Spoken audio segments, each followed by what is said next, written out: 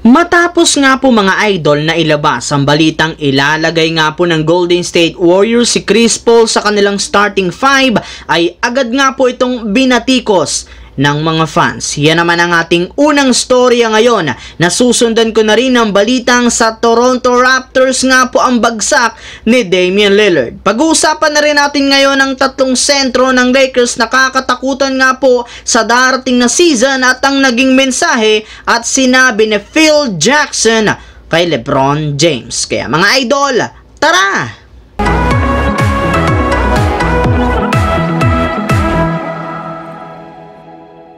Ang videong ito mga idol ay hatid sa inyo ng Aurora Game, isang play-to-earn mobile app na kung saan pwede kang kumita habang nag-e-enjoy ka. Maraming mga games dito mga idol gaya ng Color Game na alam kong siguradong mananalo kayo. Dragon versus Tiger na simple lang pipili ka lang kung Dragon ba o Tiger ang mananalo. Meron ding Toss a Coin na alam kong alam nyo na at marami pang iba. Sobrang dali lang mag-register gamit lang ang iyong mobile number, hintayin ang verification code at gumawa ng password. Madali lang din mag-cash in at pag panalo, cash out agad gamit ang iyong GCash account. Kaya ano pang hinihintay nyo mga idol?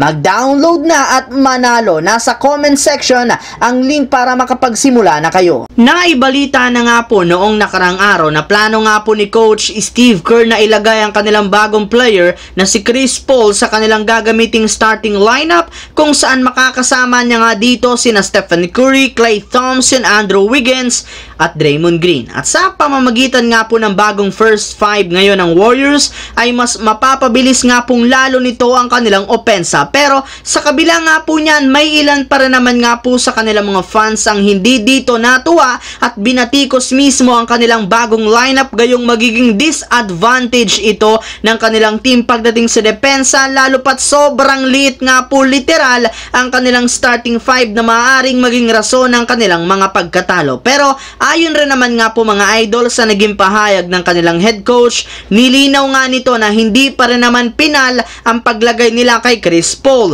As of now, meron silang 6 na starters sa kanilang lineup kasama dito si Kevon Looney at malalaman nga po natin sa kanilang darating na training camp kung sino sa kanilang magiging parte ng kanilang first 5 lalo pat susubok nga sila ng iba't ibang klaseng kombinasyon. Habang lumiko naman tayo sa ating pangalawang storya sa balitang sa Toronto Raptors nga daw po ang bagsak ni Damian Lillard. Kahit man nga po mga idol ibinigay na ng Miami Heat sa Portland Trail Blazers ang kanilang pinakamalaking offer para makuha nila si Damian Lillard sa pamamagitan ng isang trade, hindi pa rin naman ito tinanggap ngayon ng Blazers. Kaya may pag-asa pa rin naman nga po ang ibang makupunan na interesado sa kanya katulad na lamang ng Toronto Raptors. Ayon nga po sa ibinulgar na balita ng NBA insider na si Mark J. Spears, marami nga pong mga NBA executive ang nagsasabi ngayon na isa nga po ang Toronto Raptors sa mga front runner sa pagkuha kay Lillard.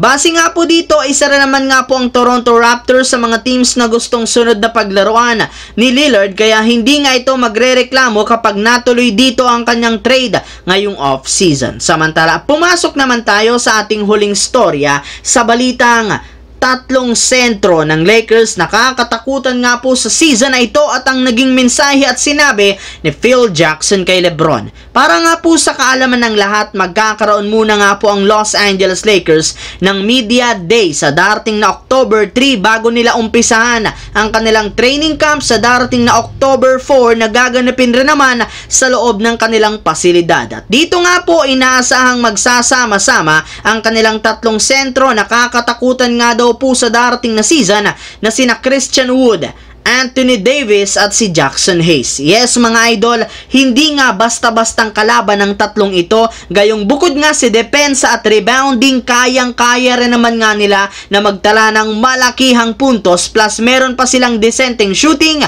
sa mid-range at 3-point line. And speaking of Lakers mga idol, dito nga tayo sa naging pahayag at naging mensahe ni Phil Jackson kay LeBron. Sa naging interview nga po mga idol kay Phil Jackson, tinanong nga po siya dito kung magdodomina pa rin naman nga ba si LeBron James kung naglaro ito noong 1980s at 1990s. Well, ayon nga po sa naging pahayag nito, magkaiba nga po ang era ngayon kumpara noon. Gayong noon nga puro mga physical maglaro, pero ngayon puro shooter. Kaya kahit man nga po isang magaling na atleta si Lebron, hindi nga daw ito magdodomina noong 1980s at 1990s. Gayong meron nga daw mga players noon na mayroong malalaking katawan katulad ni Karl Malone at David Robinson na hindi kayang tapatan ni LeBron James. Yes mga idol, kahit man nga po nasa Lakers na si Lebron, patuloy pa rin naman nga binabatikos ito ng isang Phil Jackson.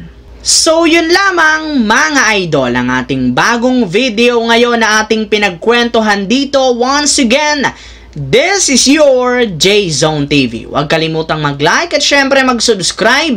Pindutin ang notification bell sa akin channel para lagi kayo maging updated sa mga videos na pinapalabas ko. I-follow nyo na, bisitahin ang ating Facebook page, J-Zone TV. Thanks for watching mga idol. Hopefully, nag-enjoy kayo ngayon.